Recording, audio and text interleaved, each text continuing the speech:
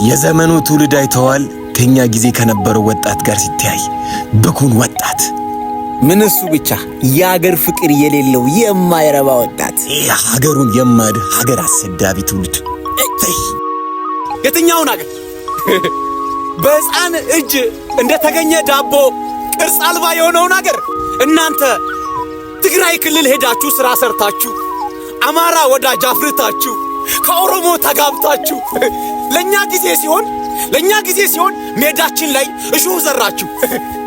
የት ያሳከባችሁት ነገር የትኛውን ሀገር ነው የሚሰጣችሁ? የትኛውን ሀገር ነው የሚወድላችሁ? እናንተ እኮ በ10ና በ20 ብር ቁርጥ ቆረጥን ትላላችሁ። ይሄ ወጣት እንዴት እንደከበደው አልገባችሁ?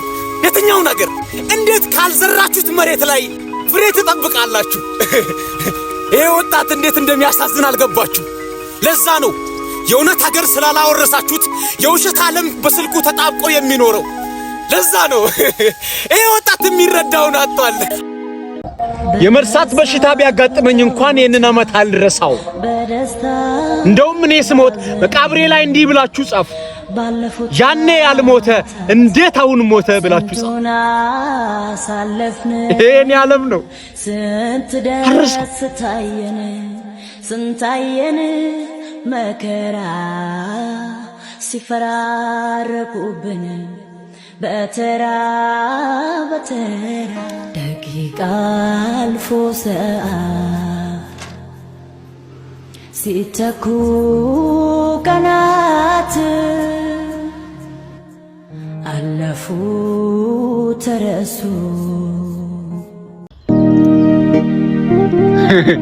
እነሱስ የሰው ቤት ማፍረስ ልማዳቸው ነው። ይብላኝ እንጂ ላንቺ ደግነት የሚመስል ተንኮላቸውን ማወቅ ተስኖሽ ተባብረሽ ቤትሽን ላፈረስሽው። ግን አንድ እውነት ልንገርሽ፣ ክረምቱም በጋውም ሲመጣ ነው የቤትሽ መፍረስ የሚታወስሽ። በበጋ ፀሐይ ሲያቃጥልሽ፣ በክረምት ዝናብ ሲደበድብሽ ያኔ ጥላ ትፈልጊያለሽ። ዞር ስቲ የቤትሽ ጣራ ከምሰሶ መናድ የተነሳ ፈርሷል። ተባበርሻቸው። በገዛ ቤትሽ ላይ ቤትሽን ሲያፈርሱ ተባበርሻቸው። በጋና ክረምት እንደሚመጣ ዘነጋሽ መሰለኝ።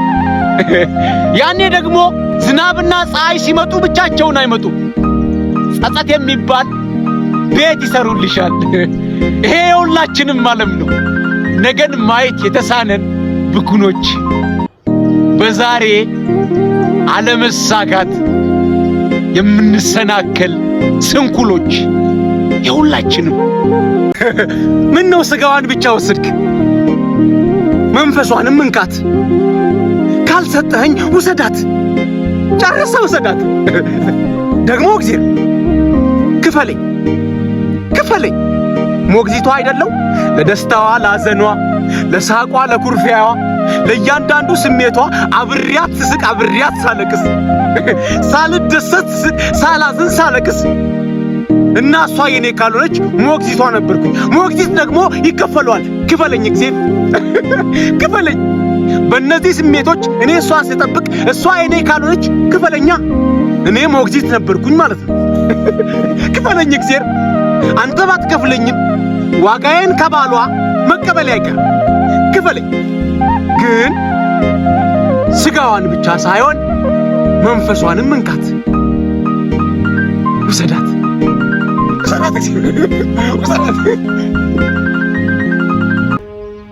ውሸት ቤቷ፣ ውሸት ሰፈሯ፣ ውሸት አገሯ፣ ውሸት ባህሪያቷ በእውነትነት ከእውነት ይልቃል።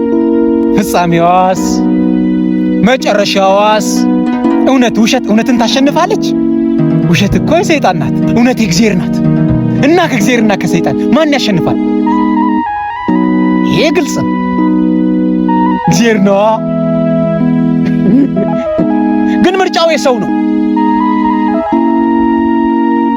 አንድ ሰው በራሱ ዓለም ውሸት እንድታሸንፍ አድርጎ በውሸት መኖር ይችላል። የእውነታው ዓለም ግን እውነት አሸናፊ ናት። ምክንያቱም እውነት የእግዚአብሔር ናት። እግዚአብሔር የእውነት ነው።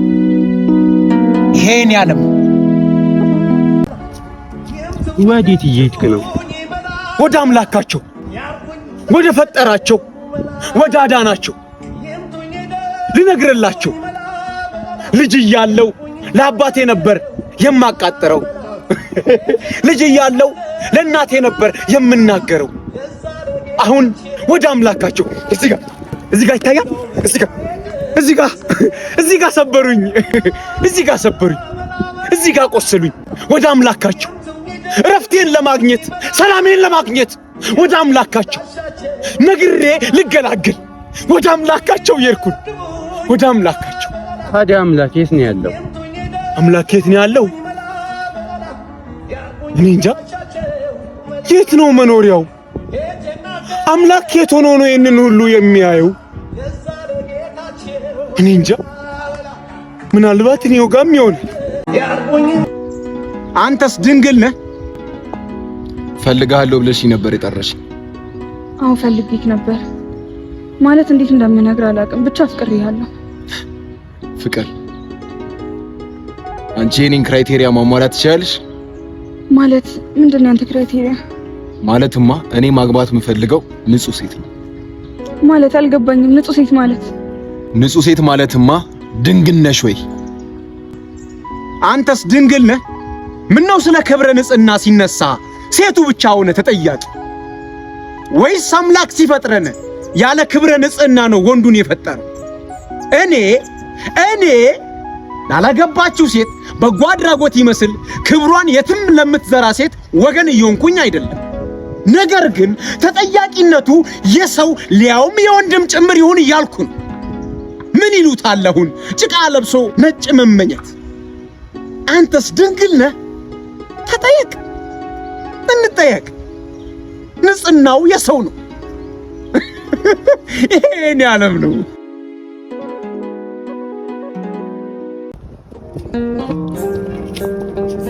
ሂድ ሳይሉኝ እንድሄድ አደረጉኝ። እኔ ደግሞ በባህሪዬ ከቃላት ይልቅ ተግባር እሰማለሁ። ሂድ ሳይሉህ እንድትሄድ ያደርጉሃል። ተግባር ስማ፣ ቃል በቃል ይተካል። እናት አላሳዝነም? ለምን ህይወት የምታበላሽብኝ? ስንት ነገር ተባብለን ያ ሁሉ ነገር ቀረ። ነገረኝ። ፈቅደሽ የሰጠሽውን ህይወት ያላበላሽ። ምን ማለት ነው ፈቅደሽ የሰጠሽ ህይወት ማለት? አይገባሽም እንዴ? በቃ አልፈልግሽም አልኩሽ። መሄድ ትችያለሽ። ተው።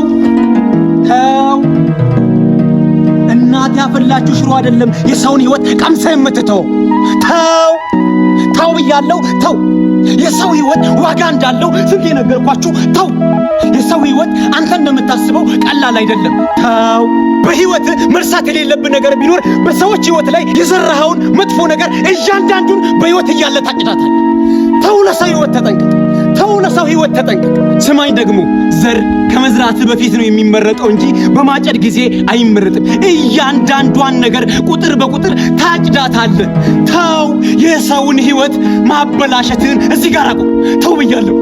ተው።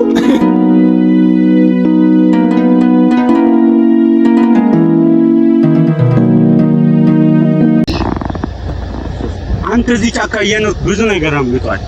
ይኸው ይህንን ሃይማኖት መንግስተ ሰማያትን የማይወርስ ኃጢአተኛ ሃይማኖት። እሺ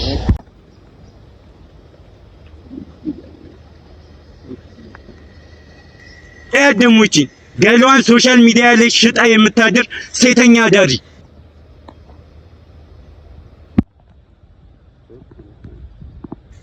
ይኸው ደግሞ ይህን ዘረኛ የሆነ ፖለቲከኛ ህዝብ ለህዝብ እያፋጀ እንጀራውን የሚያበስል በቃ። ይኸው ደግሞ ይሄ ዓላማ ቢስ የሆነ የማይረባ ወጣት ተጋድሞ የሚል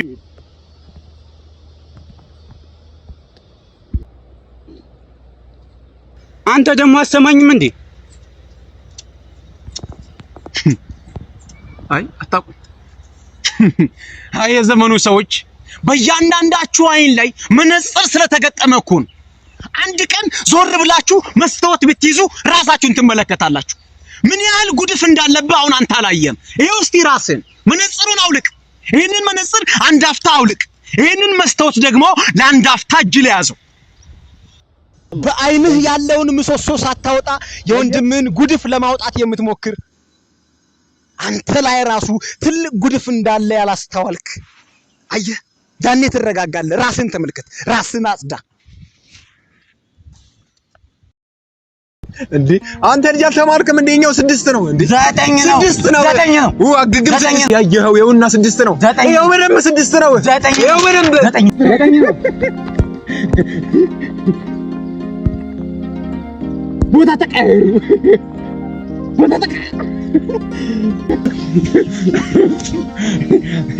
አሁን ስንት ነው እንዴ 9 ነው እንዴ 6 ሆነ 9 ነው 6 ነው እንዴ 9 ነው 6 በአንድ ዓለም ላይ ሁለት የምንሳሳት ስንኩሎች አንዴ በሰው ቦታ ሆነን ለመረዳት ብንሞክር ሁሉም ነገር ይገባን ነበር። ለትክክል ተፈጥረን ለስህተት የምንኖር ድኩኖች